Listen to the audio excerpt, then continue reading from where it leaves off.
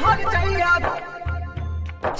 जइया तोरा कोना कहियो जान, जो इंसाफ करतो हमर भगवान।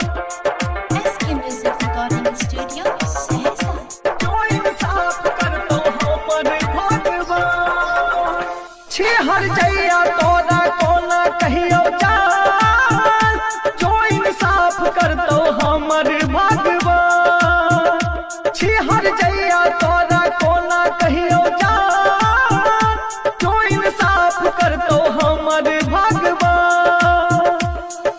प्यार के हमर बेचिए दही, बैठ पदिल का कचिए दही, बाज बाज केहन कैली काम बेवफा छी। हर जइया तोरा कोना कहियो जान, जो इंसाफ करतो हमर भगवान।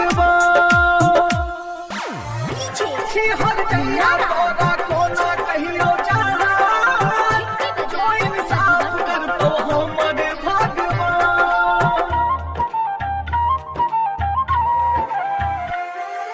दिलवा तो हमरा मिलले अब आराम गे,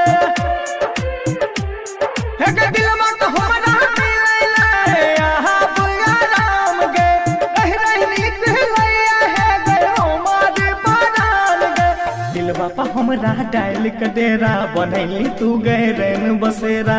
कुछ दिल कही यारा छोड़िया छी। हर जइया तोरा कोना कहियो जान, जो इंसाफ करतो हमर भगवान। हर जइया तोरा कोना कहियो जान, जो इंसाफ करतो हमर भगवान। SK Music Recording Studio, Sehsa।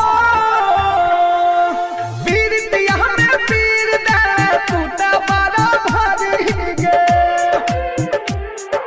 पीरतिया में पीर दे टूटा बड़ा भारी गे। ऊपर से गोर रहे दिल के रहे कारी गे। देख के हमर नींद चोरैले प्यार हमारी जग में हंसैले। एहन प्यार का करे छी साला छोड़िया छी। हर जइया तोरा कोना कहियो जान, जो इंसाफ करतो हमर भगवान।